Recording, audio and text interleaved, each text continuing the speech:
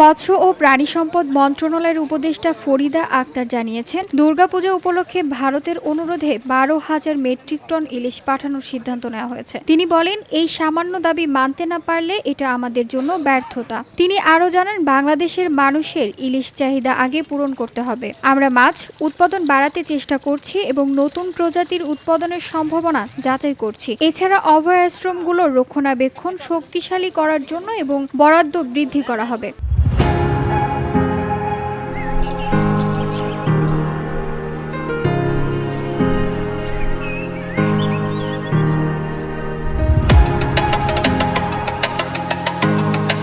এই বক্তব্যে তিনি শনিবার ঠাকুরগাঁও জেলা প্রশাসন ও মৎস্য অধিদপ্তরের আয়োজিত মতবিনিময় সভায় মৎস্যজীবী ও গণমাধ্যম কর্মীদের সঙ্গে জানান। সভায় জেলা প্রশাসক ইসরাত ফারজানা, মৎস্য সচিব আবু তাহের, মোহাম্মদ জাবেদ, মৎস্য অধিদপ্তরের ভারপ্রাপ্ত মহাপরিচালক ডক্টর আব্দুর রউফ সহ অনেকে উপস্থিত ছিলেন।